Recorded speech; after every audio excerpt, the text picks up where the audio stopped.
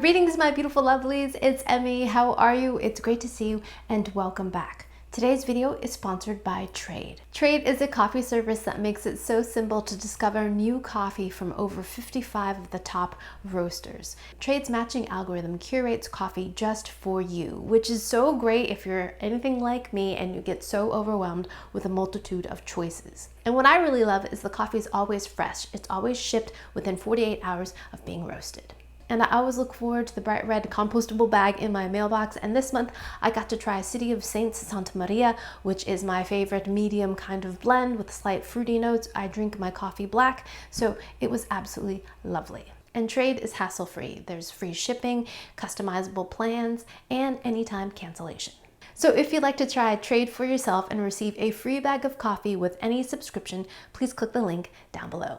Big thanks to Trade for sponsoring this video and for allowing me to make better videos for all of you. Alrighty, my lovelies, today we're going to be making a legendary chocolate cake and is called the Tunnel of Fudge. It is legendary because it is credited to bringing the Bundt pan to nearly every home in the US, as the legend goes. But I think there could be some credit to that. If you go into any thrift store, you will probably spot a Bundt pan circa 1970s, 1960s. And this recipe is supposed to be so good that that's the reason why everyone went out to buy one of these pans to make this cake. It is called the Tunnel of Fudge because when you slice the cake, there should be a nice tunnel of kind of molten, gooey chocolatey-ness inside. It sounds delectable and I love the story, so we're going to be making it today. Also thanks in part to lovely Emily who sent me this book, Over 300 Delicious Ways to Use Your Bundt Pan. Isn't that great? And this was printed in 1973. This is printed by Nordic Ware, who are the makers of the classic Bundt pan. I went and got myself a new Bundt pan because my other one was thrifted and I was struggling with it. I was struggling with sticking. I tried everything. Flouring it, buttering and floured. I tried Nancy Birthwhistle's non-stick coating and it still stuck. And I've tried this once since I've got it and I didn't have any sticking. So I think I just needed a new pan. Here's the Tunnel of Fudge. Now there's a little bit of controversy when it comes to this recipe because it required a specific kind of frosting mix, which has been since discontinued. Many people were up at arms and very upset about this, but it has not been brought back. But I read on a blog that you can substitute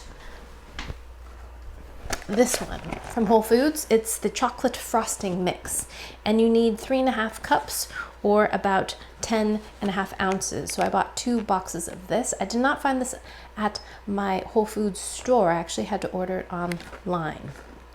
So yeah, that's what's interesting about this as well. It uses chocolate frosting mix to make the cake as well. Alrighty, enough jibber jabber. Let's make some cake. So another kind of neat thing about this recipe is that it only contains 6 ingredients. Yes, there are lots of ingredients in the frosting mix. Yes, if you really want to dissect it, that's true. But for me, I'm considering it as one ingredient because all I did was open the package and weigh it out. Oh, also behind me, I have my oven preheating at 350 degrees. So we're going to, oh my gosh! That was my chicken. Scared the crap out of me trying to jump through my window. How is that possible, chicken? There's glass. Again.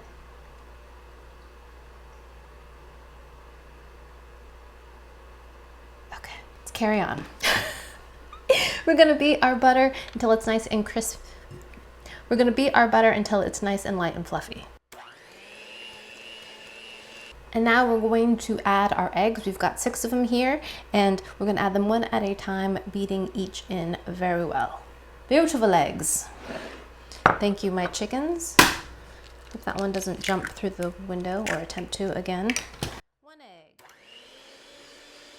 I believe I learned this from Pauline. I really like holding my mixer from the back like this. I find this, especially because I'm short, it gets really tiring. So if I hold it from back here, it's much more ergonomic. Thanks, Paula. When I do eggs one-handed, I feel like I'm crushing the egg. Apparently my oven is at temp. Thanks, oven.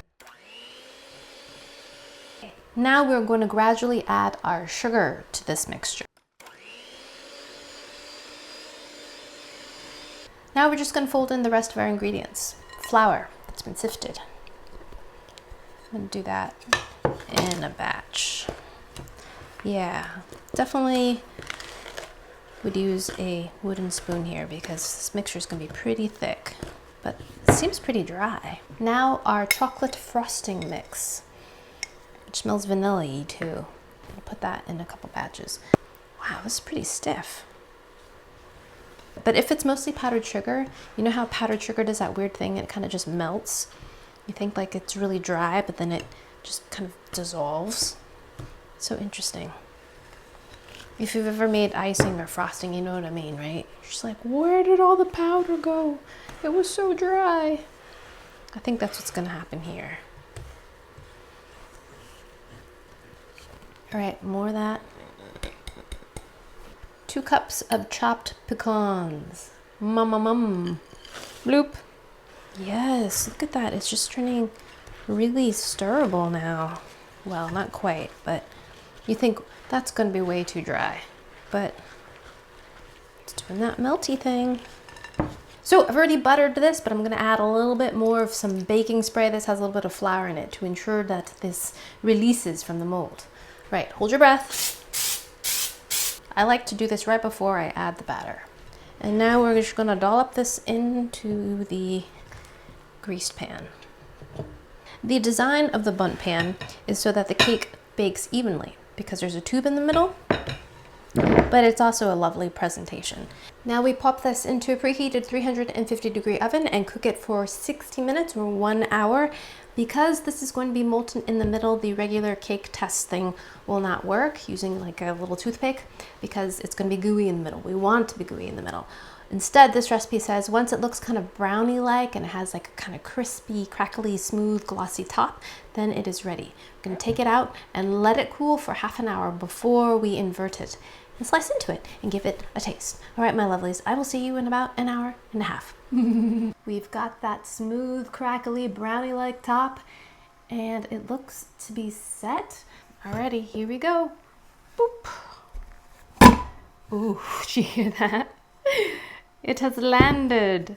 Dun, dun, dun, dun. Yes! It came out perfectly. So perfectly, look. Nothing, no bits of cake in there. Oh, I'm so excited. That looks so good. Look at that. That's perfect.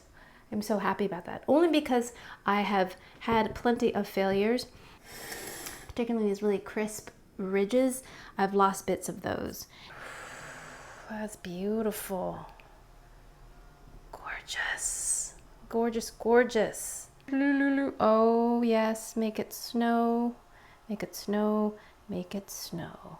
Alrighty, lovelies, now for the moment of truth. Let's see if we get that tunnel of fudge in our tunnel of fudge cake. I really hope so. Here we go. Ooh, don't move on me now, cake. Here we go. Yo! There it is. We got it. Yes! It worked. There is our tunnel of fudge. Why dear? Why dear? I feel triumphant. So we got the tunnel of fudge. Let's see how it tastes. There's a nut. There's the fudgy bit. There's the cake.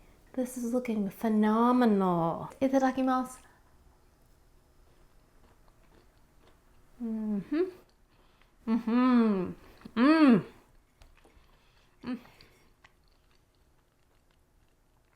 Boy, is that good. Let's have it with a sip of coffee. Even better. Isn't it amazing how coffee complements chocolate so well? It makes, in my opinion, the chocolate taste chocolatier and the coffee taste more coffee. I love the textures. The outside is a little bit crackly, slightly chewy, kind of like the edge of a brownie. Then there's a cakey layer, and then in the middle you get the fudge layer, which is fudgy and sweet, but not so overpoweringly sweet. I really like the pecans in there, not only for their inherent richness and flavor, but for their texture. It goes so nicely with that kind of fudgy cake batter interior. And then you've got some cakiness.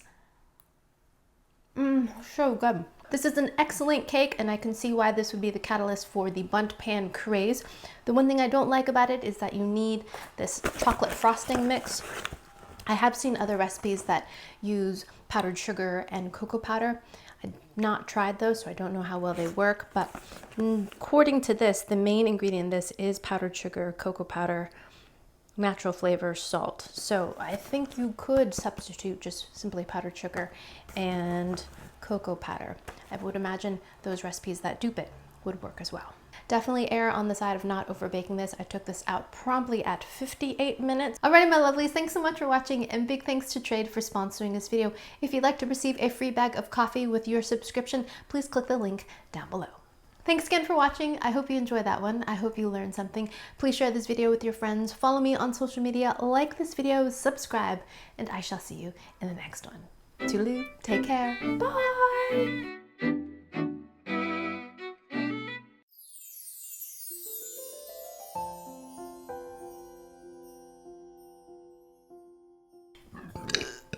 Where did they come from? I do not know.